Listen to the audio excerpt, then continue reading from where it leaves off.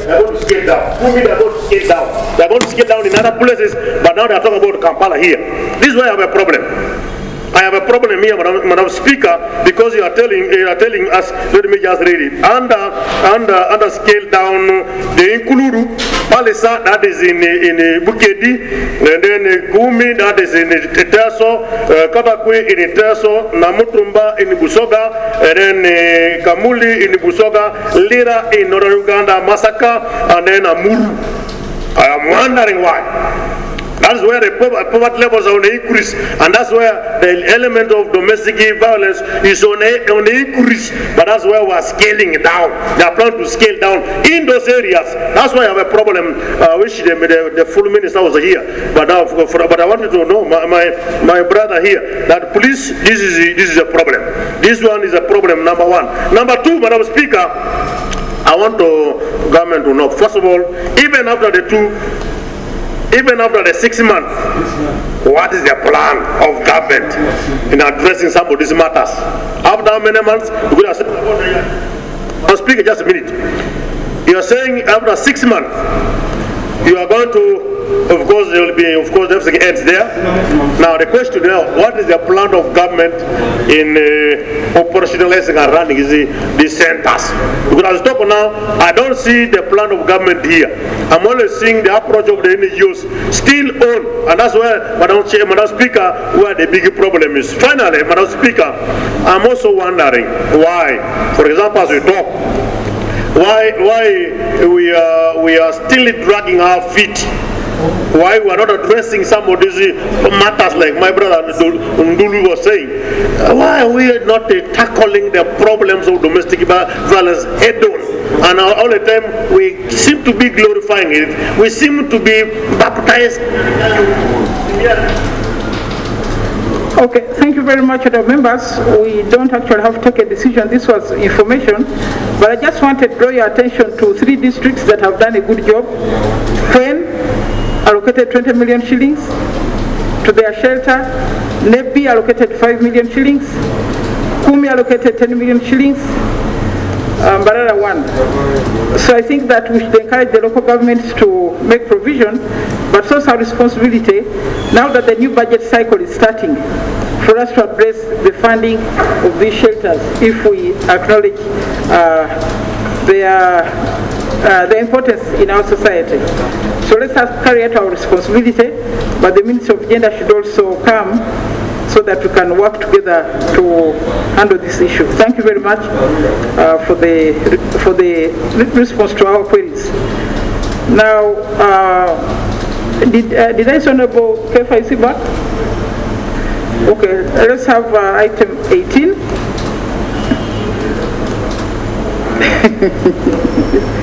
Are you ready for item 11 or I don't know, which one are you on? No, it's ready. It told me it's ready. That's item 11, I think.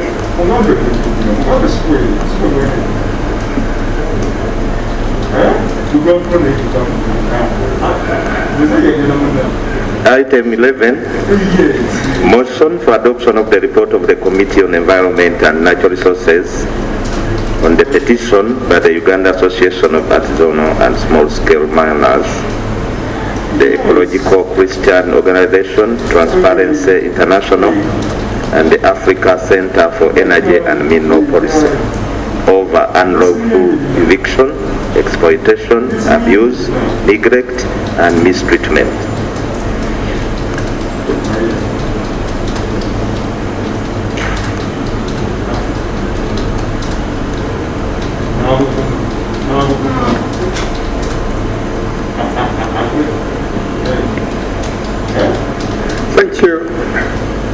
Thank you, Madam Speaker. My most sincere apology as I was not here earlier when you called. Okay, I'm presenting as called item 11, report of the Committee on Environment and Natural Resources on the petition by the Uganda Association of Artisanal Miners and Scale Miners. Basically, it's about the eviction of artisan and small-scale miners from Buweju. The report has been uploaded on our iPads, and when it was uploaded last week, it had been signed by 10 members, but now it's signed by 14 members. Madam Speaker, as a background to this report, as highlighted, it's a report, but it's a petition by artisanal miners, but this was presented by Honorable Francis Mwijuke. And the petitioners complain that on the 30th of August 2019, police officers under the command of the Mino Police Protection Unit, without any prior sensitization or warning, they raided the mining sites in Ibuweju, and they ordered artisan and small-scale miners to vacate their lands and mining areas within 2 hours. Thereafter, the police, claiming that they had orders from authorities that they did not disclose, they arbitrarily closed and secured the mines, and as a result of that, the previously artisanal miners in those areas have been suffering. I'll just do the highlights in the report. I will not be reading the whole report verbatim. Now, the petitioners said that they have been mining in this area actually since 1918.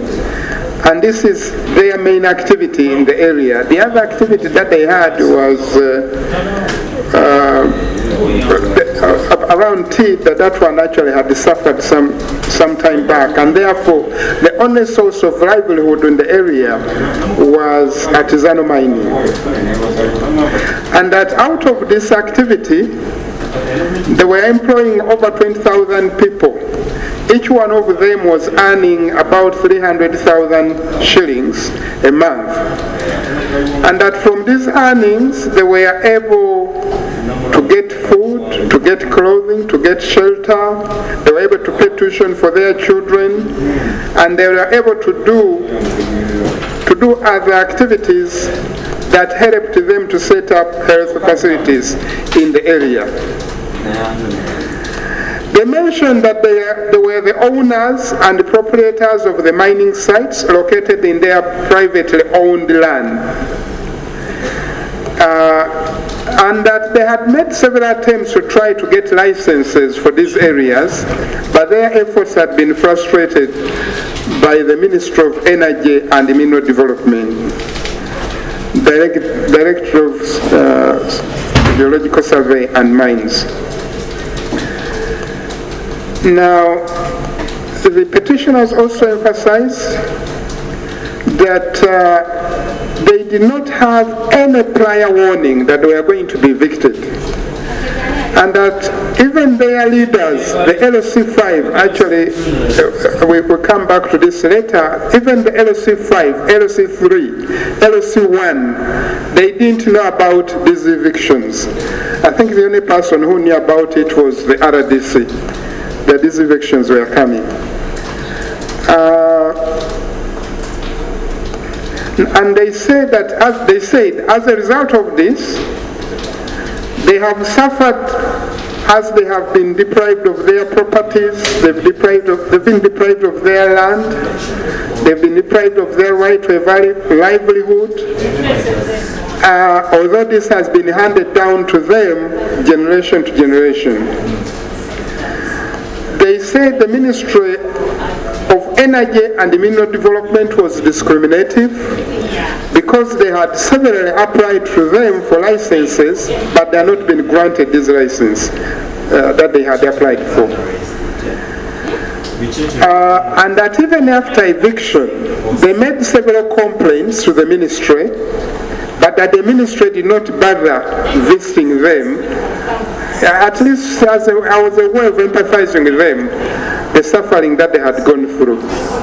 And it's as a result of that background that they sought the help of Parliament, temple of democracy and where such allegations can be investigated without fear or favor. Now, they have a list of the list of players. In the main, these are 4 players, and those 4 players have constituted our terms of reference, and we are reporting against each of those players. I'll not go through the method, but let me start with player 1. With player 1, player 1 has 4 parts to it. Generally, here, player 1, they are asking Parliament to intervene and urge the Minister for Energy and Mineral Development to carry out a study so as to rationalize and formalize the operations of artisan and small-scale miners in Uganda. And within that, they have 4 parts.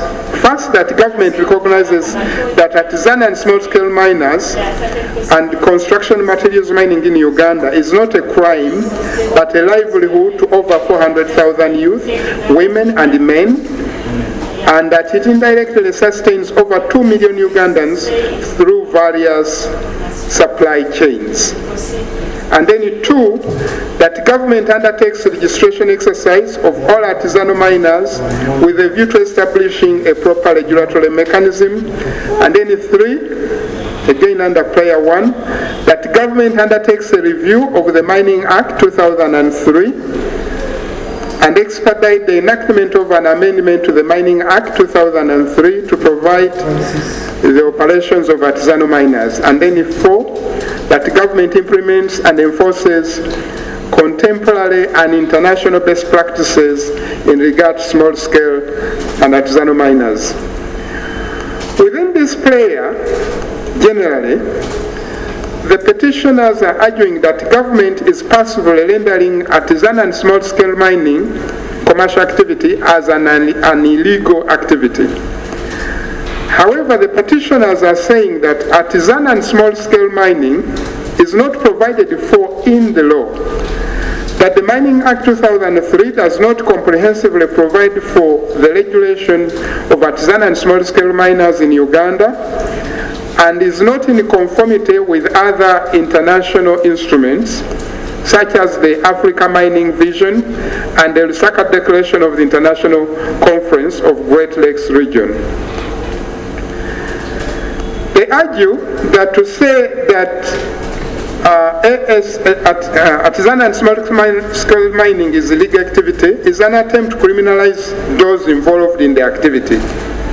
They also argue that despite organizing themselves into associations with other 60,000 members across the country, they have not been supported by government to improve their work conditions. It is against this background that they argue that saying that it is illegal is a lack of understanding of the significance of the sector, which they said is a source of livelihood, as mentioned earlier, to over 400,000 youth, women and men, and that is indirectly sustaining over 2 million Ugandans through their various supply chains. So, in responding or investigating this area, we looked at the significance of artisan and small-scale mining in Uganda. Secondly, the committee also sought to determine whether or not artisan and small-scale mining is legal in the country and how it fits within the existing laws and policies. Finally, the committee also sought to review what is required to formalize it in the country, which neatly leads to amendment of the Mining Act and registration of the artisan and small-scale miners. Now, on page 8 of the report, committee findings, first of all, we realize that actually artisanal and small-scale mining is a major activity in the country. It's also recognized by the NDP2 and NDP3. In particular, we note that artisan and small-scale mining accounts for 90% of all the mining activities that are going on in the country, which is very, very significant.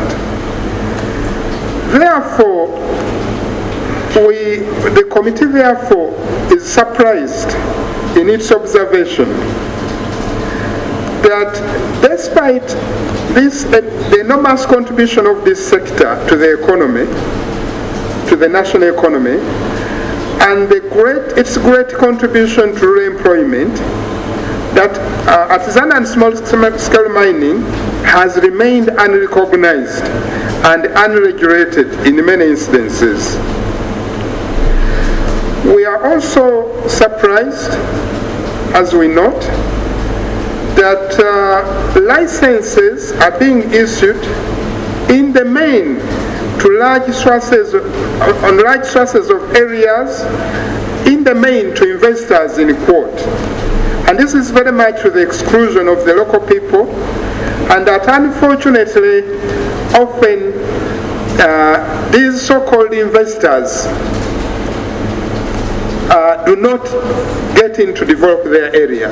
Then 3, the committee also observes that there is a need to ensure a critical balance between the country's economic development needs, with this at the same time observing the need to sustain the livelihoods of the people, especially the host communities, and good governance of the sector. And we recommend there that there is a need for government to adapt practices demonstrating recognition of artisan and small-scale mining in the extractive sector as important players. This could be, for instance, through increased licensing of artisan and small-scale mining, instead of reserving disproportionate mining areas exclusively to a few large so-called investors. On the second, player B, 1B, government undertakes registration exercise of all artisanal miners with a view of establishing a proper regulatory mechanism. Madam Speaker, on this one, we noted that actually government has recognized the need to have these registered, but what we found very surprising was that although they can only be registered in their mining areas, government, again as a matter of policy, had embarked on a process of evicting them. And therefore there was a contradiction, we found a contradiction there as to how it will be able to register them after it has evicted them. Here we recommend that government expedites the process of registering all artisan and small-scale miners throughout the country in order to have their activities formalized and to have them benefit from the various government programs geared towards the sector. The committee further recommends and urges all unregistered artisan and small-scale miners in Uganda to organize themselves in groups, be registered, and acquire licenses in their current areas of work. This will go a long way in curbing indiscriminate evictions and will further give them a bargaining platform. On player 1C, review of the Mining Act 2003, Madam Speaker, I think I can summarize that by saying that government recognizes the informalities actually and the many hazards that actually the lack of law on this are posing. And we've been assured, Madam Speaker, that the Mining Act, the mining bill, actually it is completely overhauling the Mining Act of 2003. That the principles and the consultations have been agreed on by the cabinet, and that they are now in the final stages of presenting the final bill from the First Parliamentary Council. first Parliamentary Council. So without taking any of your time on that, I think that's a significant progress on that, and I think we just wait to see what will be presented. Now, on player 1D, that was very much on good practices. Player 1D, that the petition has played for good government practices that nurture and stimulate development of artisanal and small-scale mining. We had some commendable initiatives that have been started by the ministry. We also heard from the ministry in their presentation that they have actually hired a consultant to undertake a study on best practices that the ministry should adopt.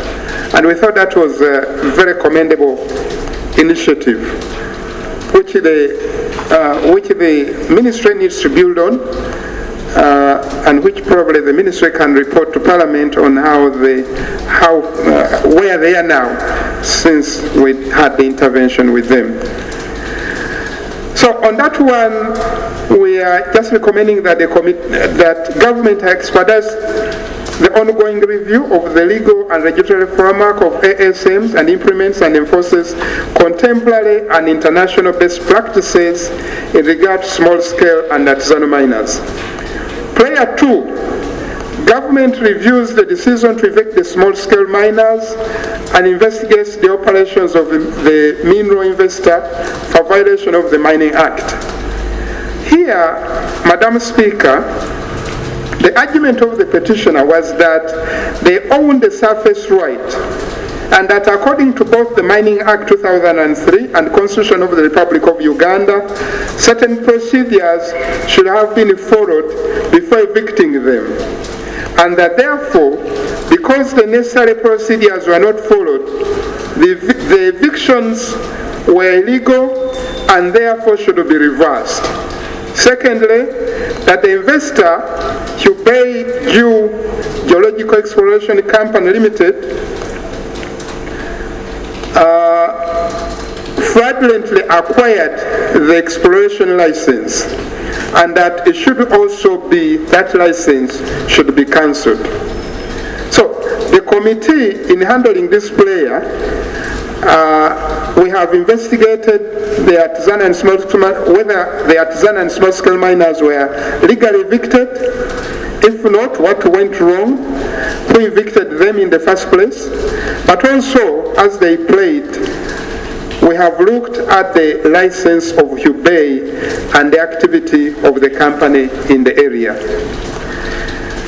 Committee, okay, I think basically on this one, we find that the eviction of the artisanal miners was not legal. It did not follow what is provided before that should have happened. The artisanal miners owned the land, that was not respected. They were evicted from their lands. And actually we find that it's generally like a process which had been started from Mubende, and we'll be reporting on that, hopefully, Madam Speaker, tomorrow. And we're just carrying it out throughout the country. They started it in Kamalenge, and this was according to what the minister reported to Parliament here. Kamalenge in Mubende, which is now in Kasanda. And they were carrying that out throughout.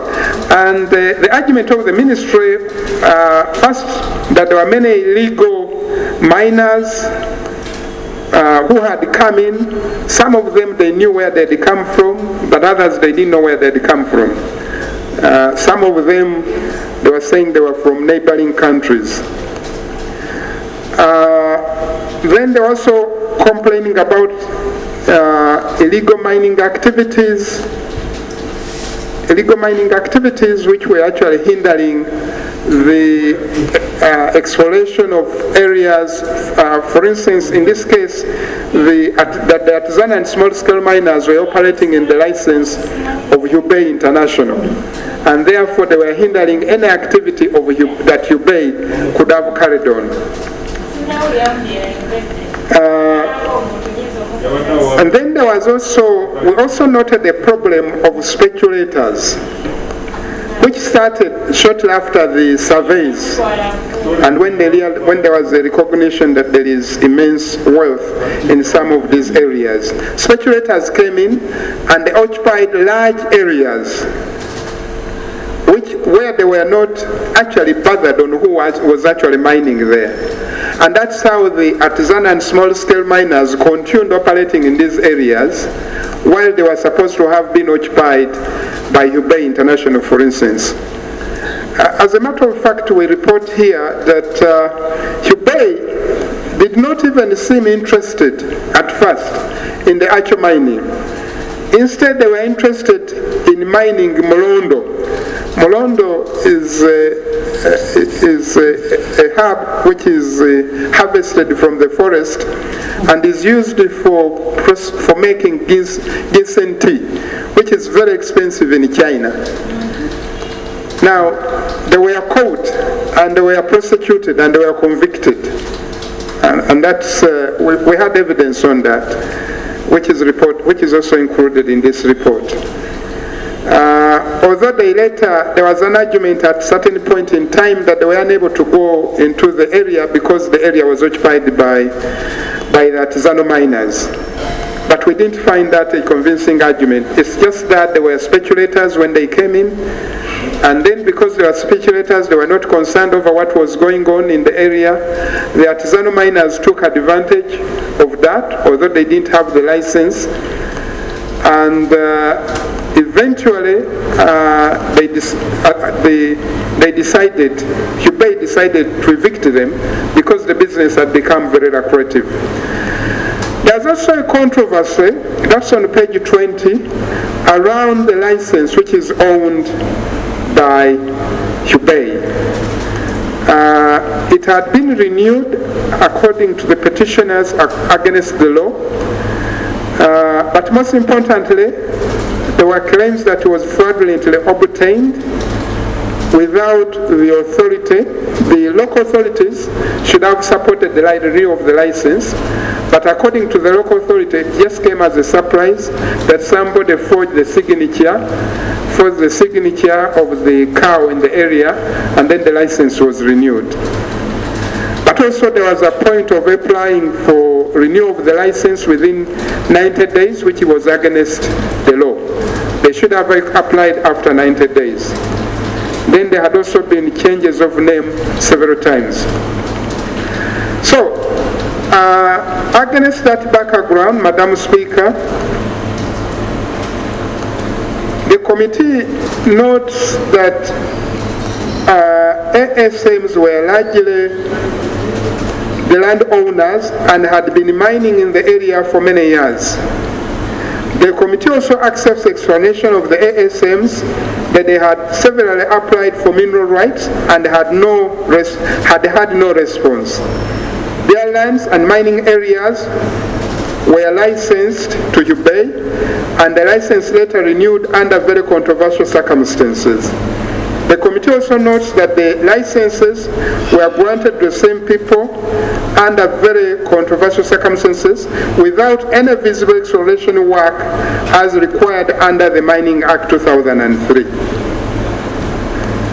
A practice that the committee has seen and will be responding on in relation to mining in Kasanda district in another report.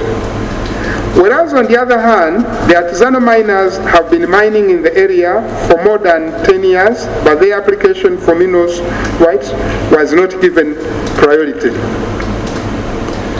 The committee accepts that these mining areas were licensed to Hubei.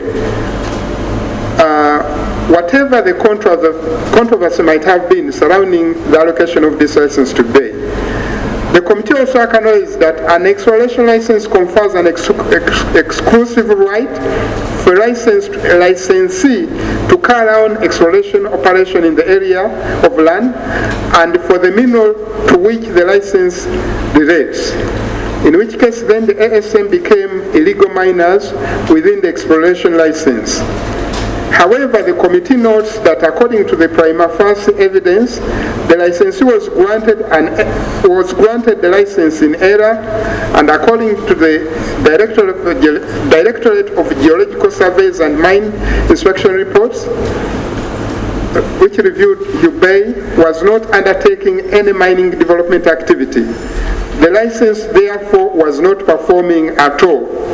Secondly, that in evicting the ASMs, there was no proper warning notice. They were inhumanly given just 2 hours to vacate the mining areas and were not allowed to take with them their belongings.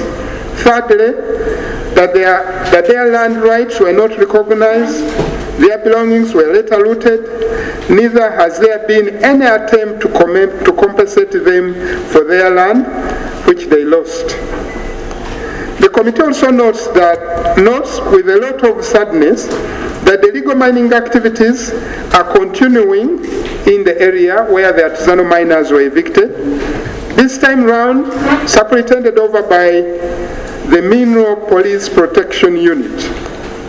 We have also noted the contention as to whether the ASMs were evicted, that they are just, actually the Mineral Police Protection Unit actually says that they just ran away when they saw that they were not evicted, that they just ran away when they saw the police. So we note that contention.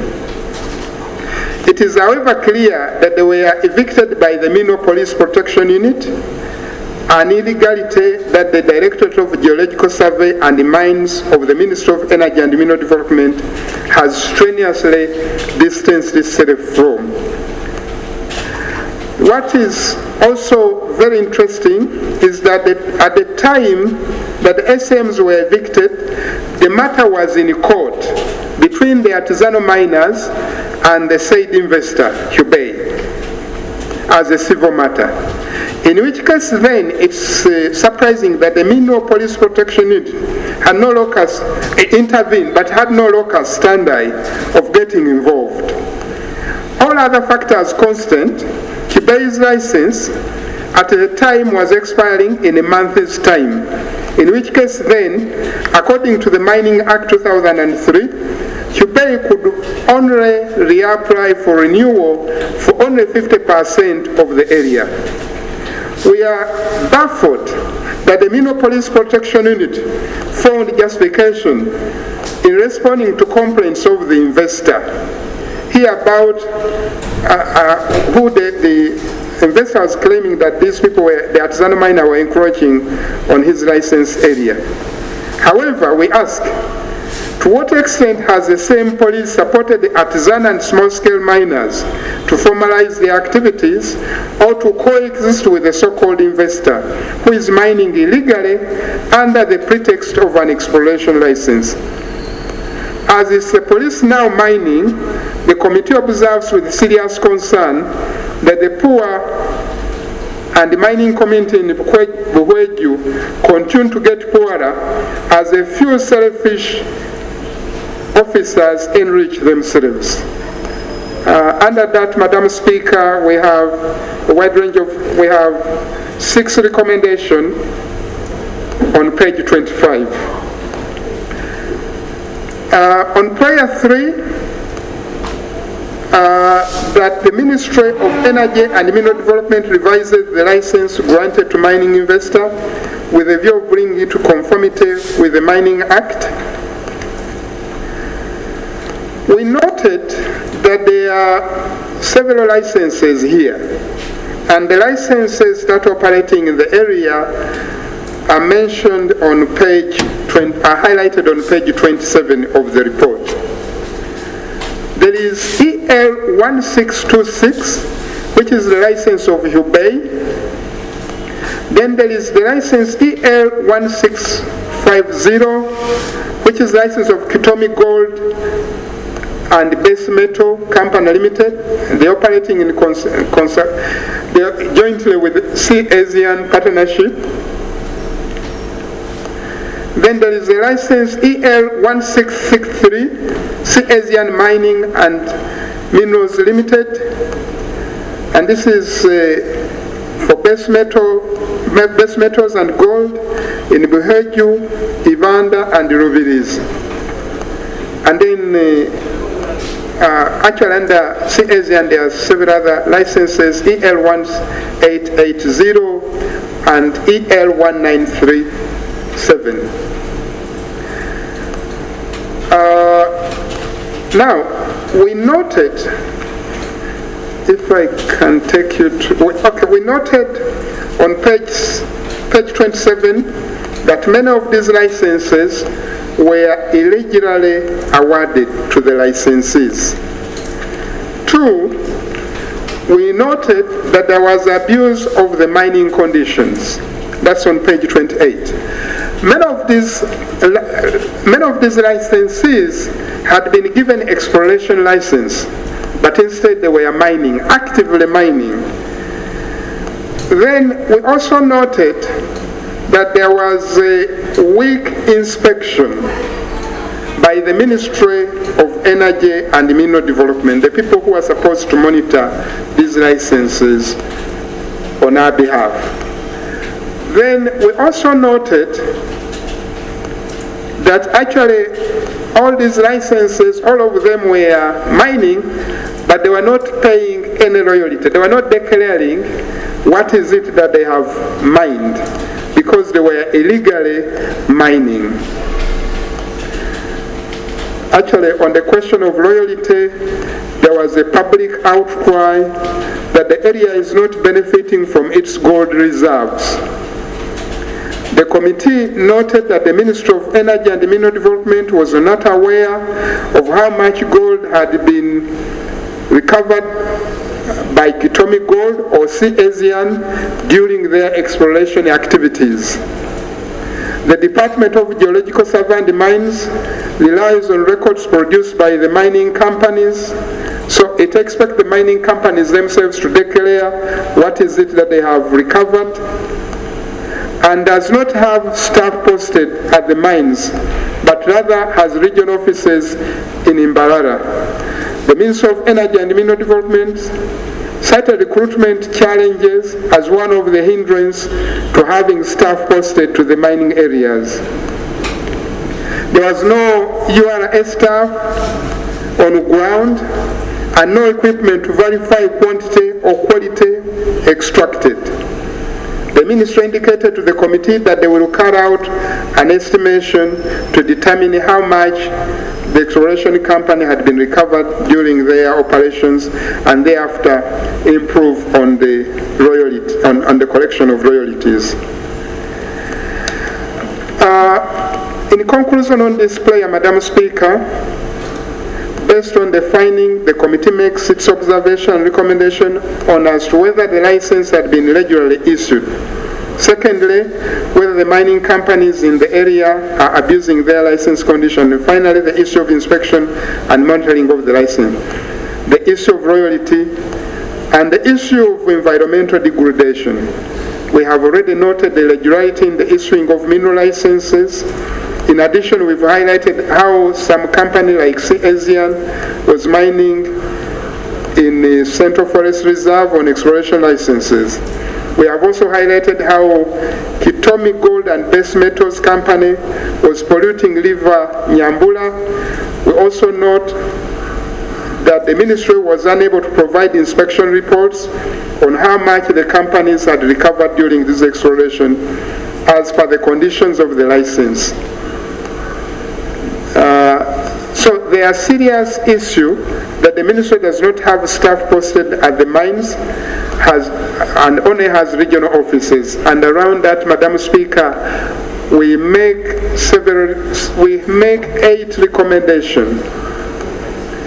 And the first one is that the ministry should issue a cease and desist order immediately to these illegal gold mining operators in the said area. Then that CASIA should declare all the gold recovered in the course of exploration and pay all the attendant royalties.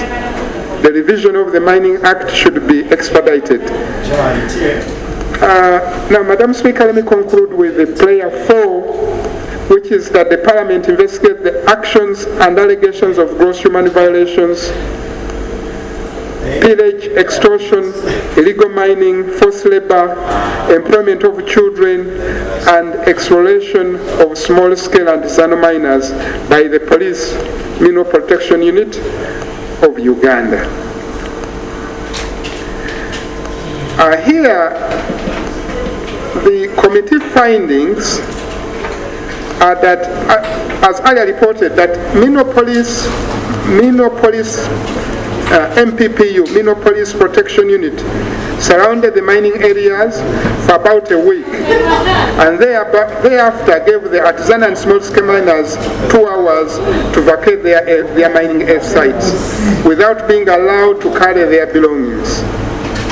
The committee heard that people ran away in fear and in some instances even left their children behind. The committee also heard that even landlords were evicted in complete disregard of their land rights and provisions of the Constitution of the Republic of Uganda, especially Article 26(2)(b), which provides that no person shall be compulsorily deprived of their property or any description except where the following conditions are satisfied: that there is prompt payment of fair and adequate compensation prior to the taking of possession or acquisition of the property, and 2, a right of access to court of law by any person who has interest or right over the property. Evictions even went beyond the mining area, Madam Speaker. The committee had moving testimonies that even people who, for instance, had restaurants and other economic activities linked to the mining activities were not allowed to take away their equipment. In the process, people were beaten, and the Mineral Police Protection Unit were thereafter, they were beaten by the Mineral Police Protection Unit and were thereafter displaced, denied access to their properties, gardens, or sources of water in the area. At the time when the committee visited the mining sites, about 2 months later, the committee heard stories that the community is virtually paralyzed, very disturbed as a result of loss of household incomes. Children had dropped out of school, this was before COVID, Madam Speaker, failure to get medical care due to lack of money, and the miners had been rendered jobless. Secondly, we noted with interest that there were no equipment on site, because after eviction, at least the equipment should have been on site. At the time when the committee visited the mining sites, about 2 months later, there were 2 possible explanations as to why there were no equipment on site. The first one was that some people had paid money to the Mineral Police Protection Unit to be able to recover their properties. The committee was told a story of somebody who had paid 2.5 million to the Mineral Police Protection Unit to get their mining equipment back, and people were being asked by the Mineral Police Protection Unit to pay money to gain access to their land, to fetch water, to tend to their goats, which they had been forced to leave behind, and to recover whatever might have been left behind. Secondly, at the time of the committee's visit, there were rampant stories of extortion of money for purposes of allowing them to allowing the people who were mining there earlier to illegally mine. There was a public outcry, especially from the mining communities and public officials of Weju, that the Mineral Police Protection Unit officers were enriching themselves through extortion of money. The Mineral Police Protection Unit were portrayed as surviving on the sweat of the local artisanal miners.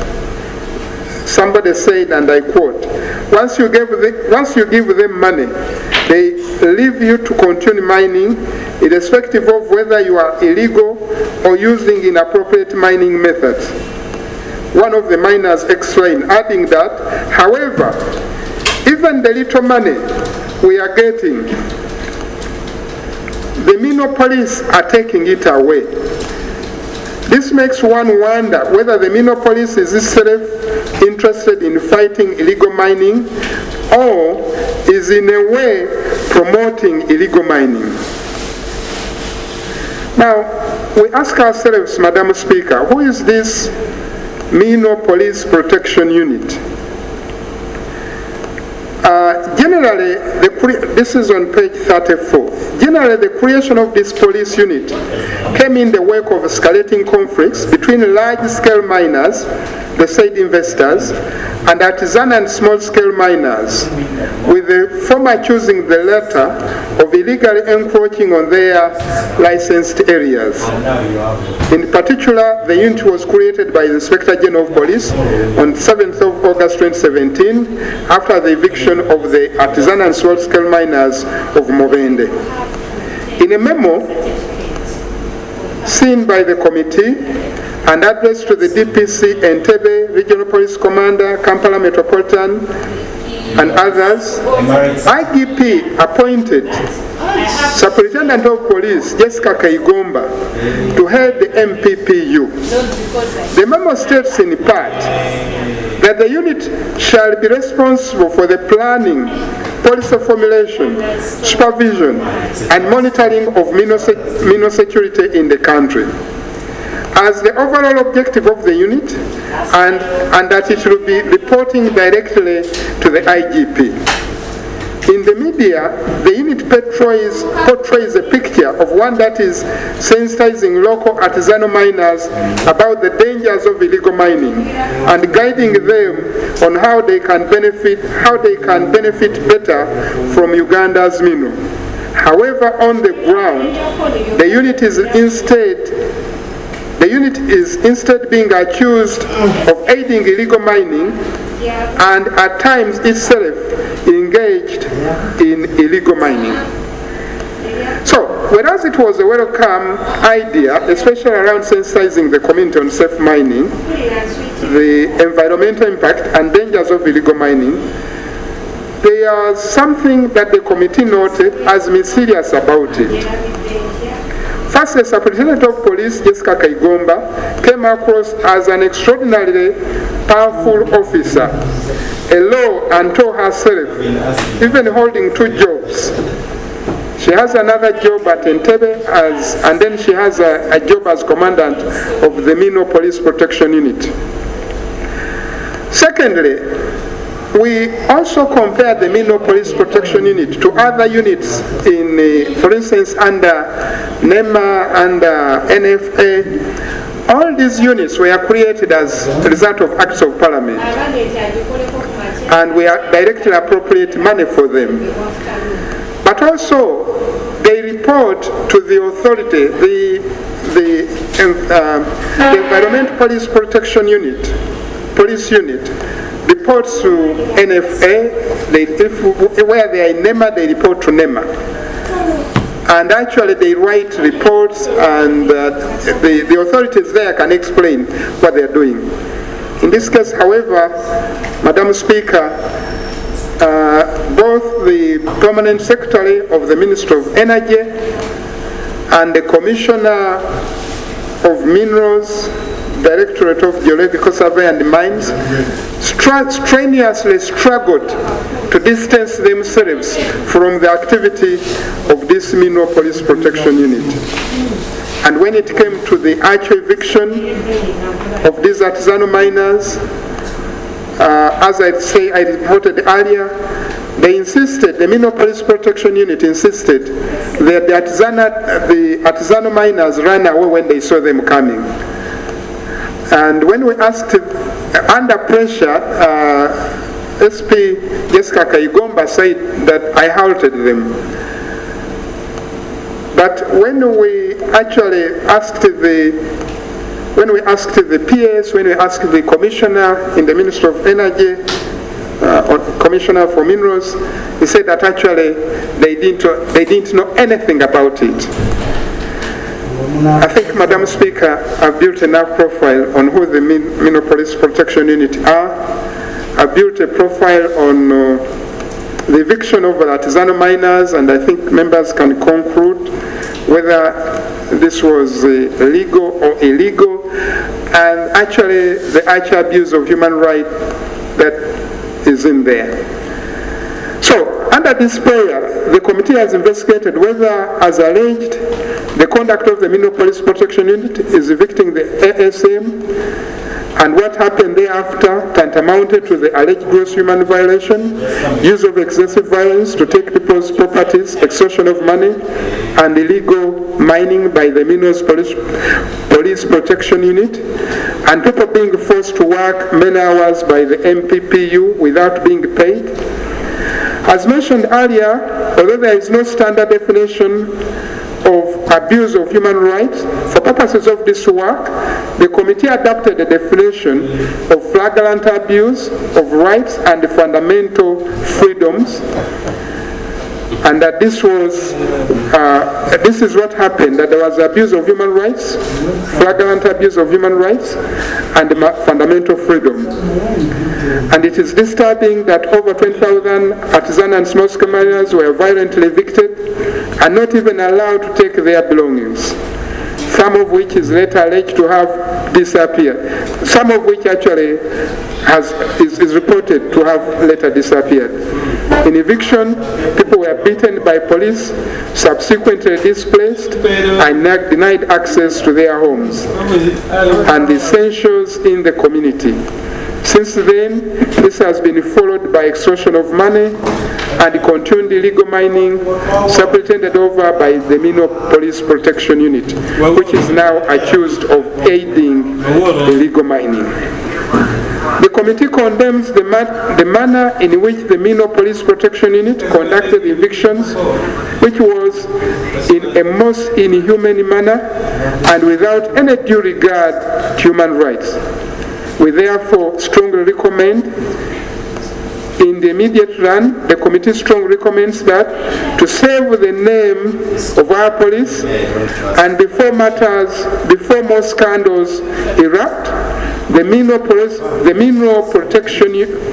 Police Protection Unit should be disbanded immediately and leave the Ministry of Energy and Mineral Development to do their work in a more professional way. The ministry can call on the help of the police or the UPDF as and when it requires it. The committee further recommends that within 3 months, government carries out a forensic investigation into the actions of the Mineral Police Protection Unit, commanded by SP Jessica Kaigomba, and bring the perpetrators of the cited human rights abuse to book. The committee recommends and urges government to refrain from using excessive force when dealing with the populace, as this amounts to abuse of human rights. Madam Speaker, I beg you to report, and I'd like to lay on table the minutes of our meetings and the minutes and other reports that have been gathered in the course of this investigation. Thank you very much, Madam Speaker. Thank you very much, Chair and the members of the Committee of Environment and Natural Resources for that elaborate report on that petition from the artisanal miners of Uweju. Okay, let's have a few comments.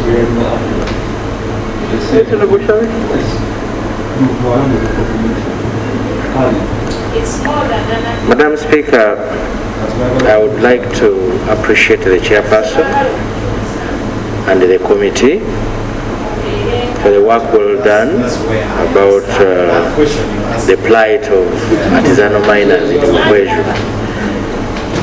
Madam Speaker, the chairperson indicated that tomorrow you will be reporting about Mubende, now Kasanda district, indicating that he has another report.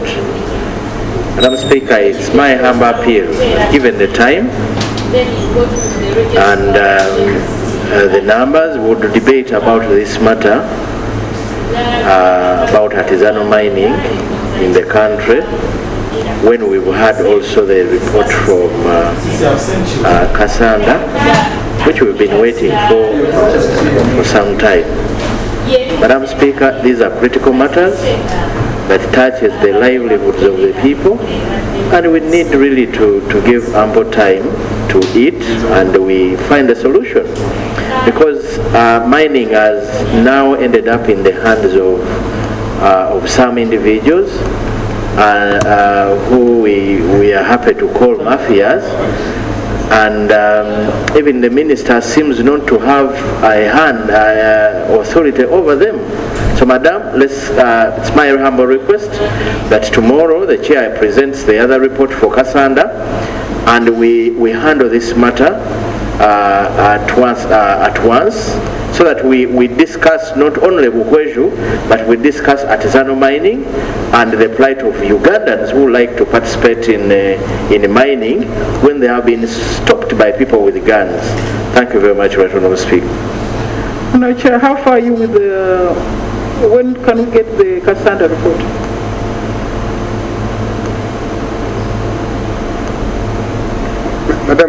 Madam Speaker, it's ready. I can present it even now. Honourable members, this is an area I think which we need to pay serious attention. It has not been regulated by legislation, not regulated by policy, so I think we need to give it time. So let us defer debate on this, receive the one of Kasanda, and then we can have a fully-fledged debate of the issues, so that we can give direction in this sector. So the debate is deferred. Now, members, we have done quite a bit of work. I would like to adjourn the House. However, there is an announcement. The Uganda Olympic Committee launched a campaign, Healthy at Home, to encourage Ugandans to remain physically active by engaging in regular physical activities and exercises, especially during this time when health club facilities are not operational and most people are confined at home.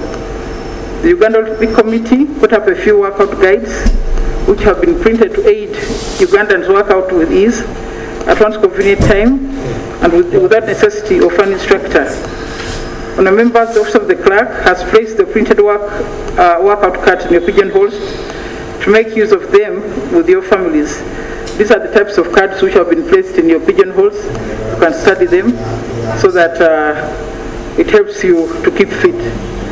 Remember? Yes, Honorable Mwijuke.